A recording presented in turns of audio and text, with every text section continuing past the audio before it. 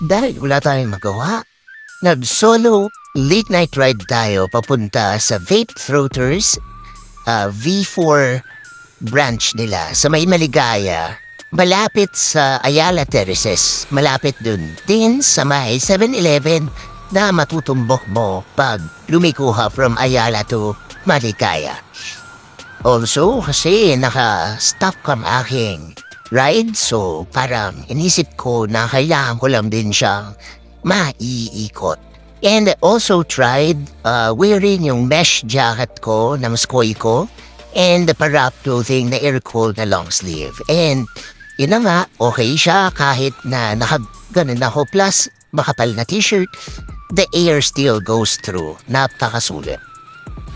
At going dun sa location, kasi sabi sa akin ni Mark ng Vape Throaters, ay nag-renovate pa daw at nag-aayos sila. So, yun na nga, nag-visit ako kasi may pag-uusapan din kami tungkol sa motorcycle and also sa mga gears, accessories at iba pa.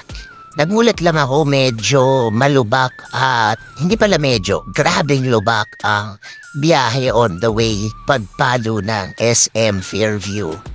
As in, makikita nyo, sobrang delikado yan. Lalo na sa mga motorcycles na scooters kasi malaki yung chance na dumulas ang kanilang mga gulong at mag-cause ng accident. Sana man lang humliable yung mga gumagawa dyan, diba? Pero yun na nga, yun ang isang problem dito sa atin. Bawal kasi magreklama daw. At paglampas naman dito, medyo okay na. Ang congestion na lang uli sa may Ayala Terraces actually yung paglikudon. Kasi kumagatong yung mga public vehicles eh.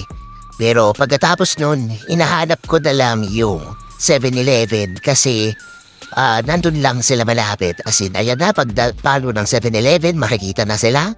And pag late night, madali pumark. So, sa morning, medyo yun nga, wala lang talagang parking, ingat tayo. Pero sa late night, it's a good place para tambayan. Kasi 24 hours tong V4 branch nila, parang V2 and V3. Waiting na lang ako maging 24 hours ang main branch.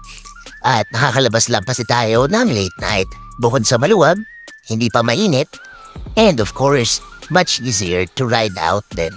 Pero yun naman, tumating na tayo at medyo nag-assist sa kanilang pagre-renovate. So that's it. Have a good one. Keep safe. And of course, ride safe as well.